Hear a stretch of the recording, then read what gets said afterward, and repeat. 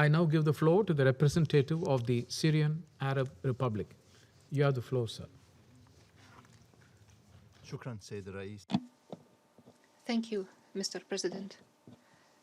At the outset, I would like to thank you for organizing this joint debate on the political and humanitarian tracks in Syria, which optimizes the use of the Council's time and resources. Mr. President, the return of Syrian citizens to their country is a priority to Syria.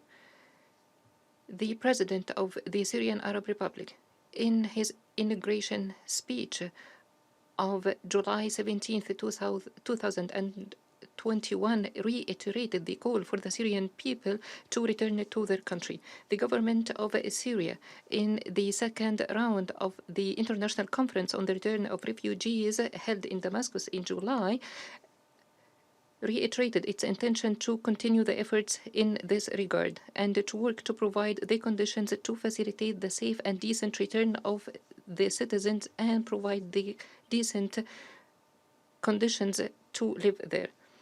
The cooperation with friendly countries, with the United Nations and relevant international organizations contributed to the return of a big number of Syrians to their countries. In return, the US and its Western allies continue to hinder all initiatives in relation to the return of Syrians of their country. They continue with their misinformation and anti-Syrian propaganda by claiming that the conditions conducive to the return of Syrians to their country are not yet in place. Mr. President, Syria welcomed the visit of Mr. Martin Griffiths, the USG for Humanitarian Affairs, to Syria end of this month, to update him on the situation on the ground and to be informed about his preliminary vision on the radical solution to the humanitarian crisis in Syria.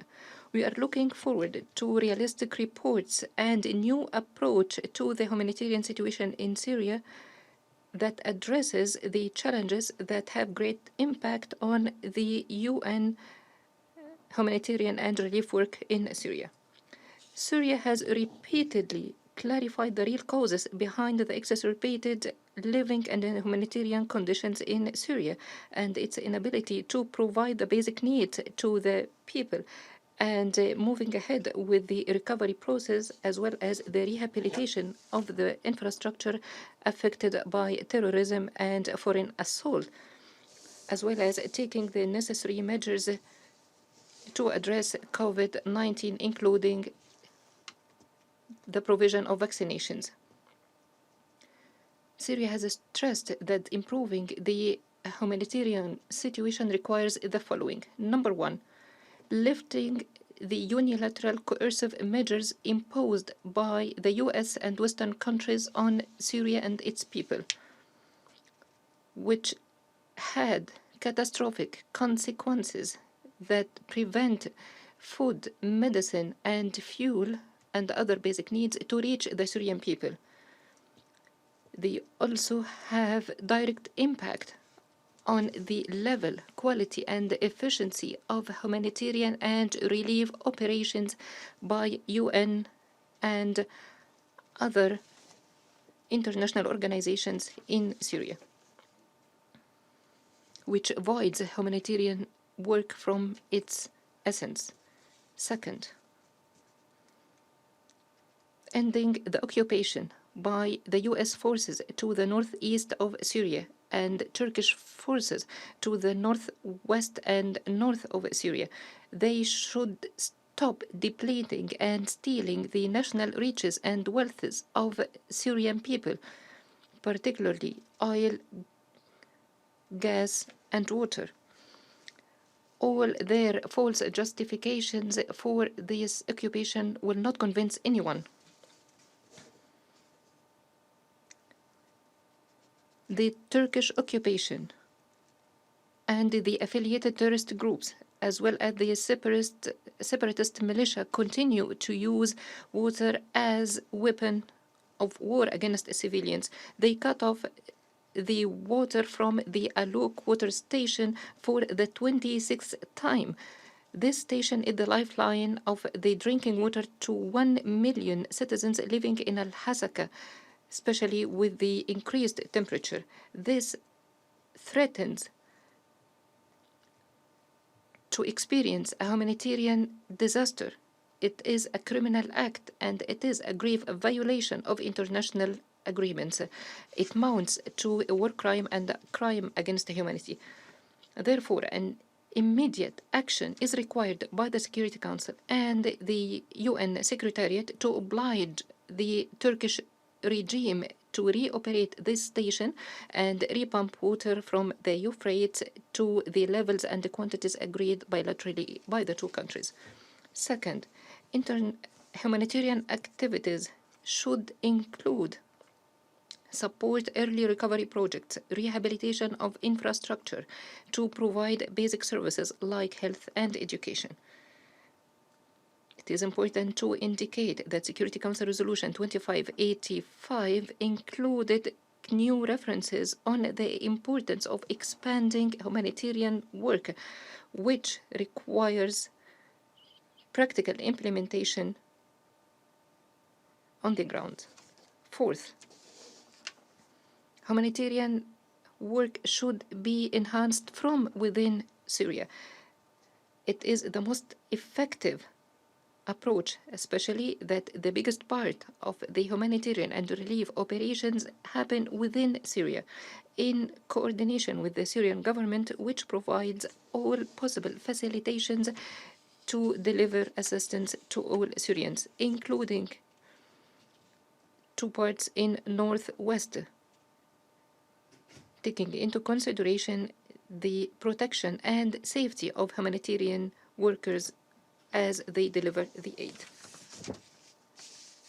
Fifth, the Security Council should end the failing mechanism of cross-border aid delivery, as it is a waste of resources. It tarnishes and politicizes humanitarian action. It violates the Syrian sovereignty. In addition, the lack of monitoring and the distribution mechanism that ensures the final destination of humanitarian assistance turned it into a tool, a lifeline to support the armed groups designated as terrorist entities. Six, the inhumane conduct by some Western countries should come to an end. These countries, which continue to trade with the plight of the Syrian people by politicizing all aspects of humanitarian work to achieve their political gains. The UN and its humanitarian organizations should address the imbalances and weaknesses in their work by adopting a new approach, support early recovery projects, and contribute to the inevitable transition to development work, which faces great challenges as a result of the pressures, the politicized conditions, the rejections, and dictations by those countries on the role of the UN. Mr. President, some statements describe the situation in Syria in a false, inaccurate way, particularly in Jar'a al-Balad. For clarification, this area has witnessed escalation in hostilities by armed groups and terrorist elements.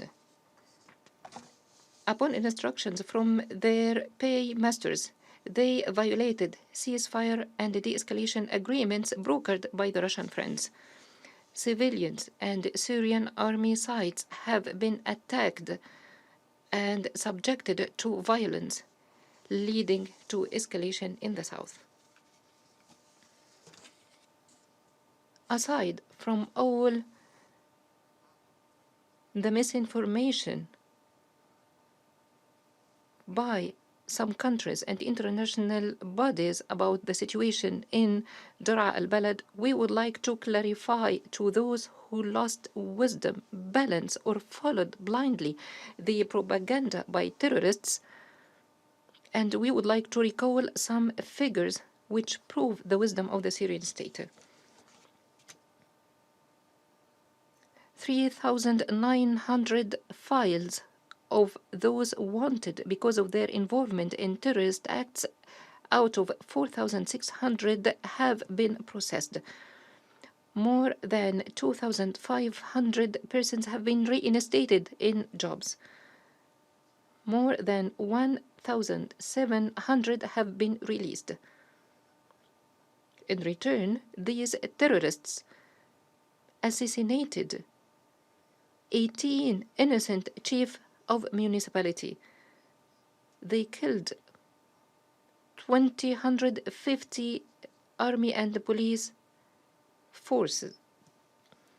They liquidated more than 65 citizens because they sided the Syrian state. They killed more than 50 ordinary citizens in Syria. As to the wounded and injured, the number exceeds 500 civilian and from the army. Have we heard such information before from the UN or the masters of these terrorists?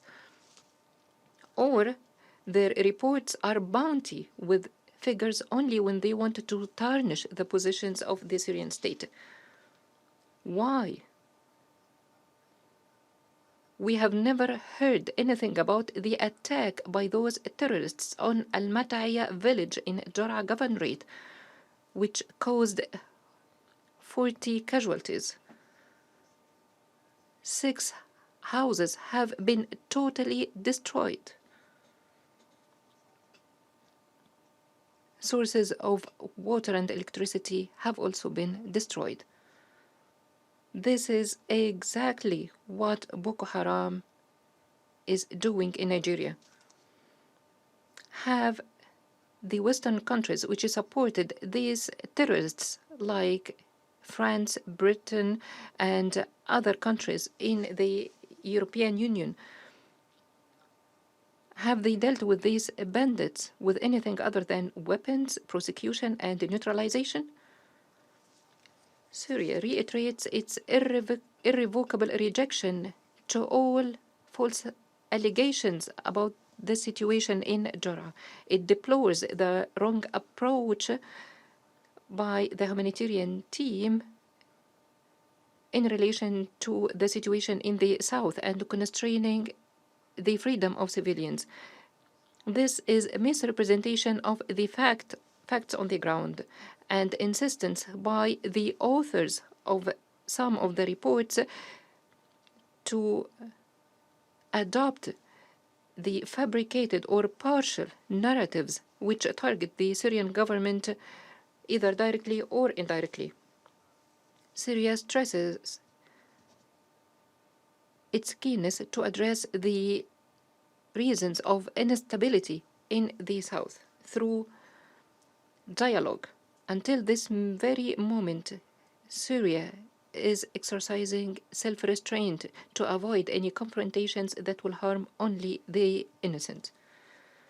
Mr. President,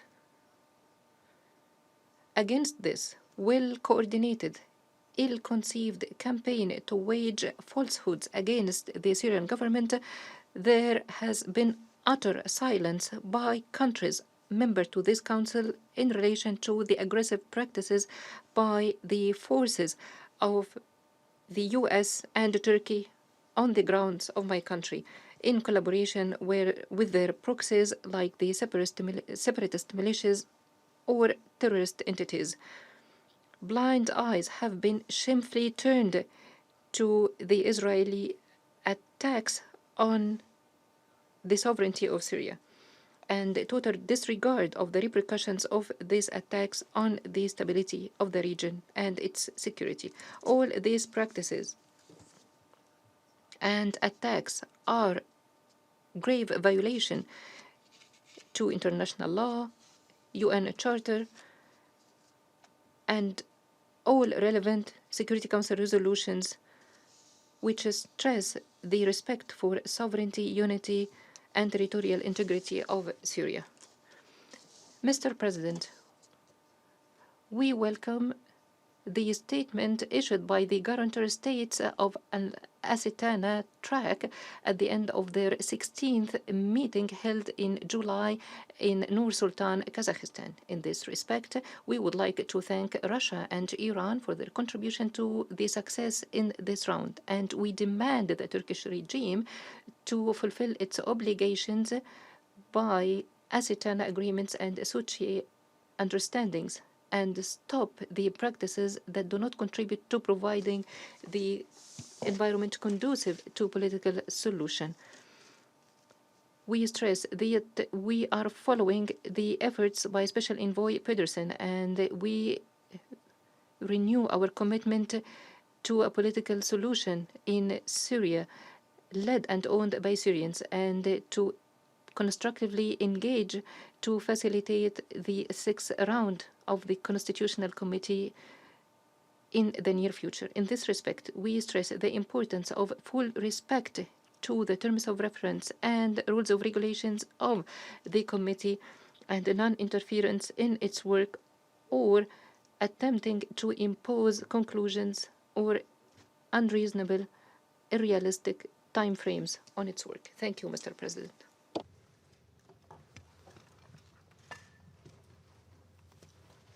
I thank the representative of the Syrian Arab Republic for his statement.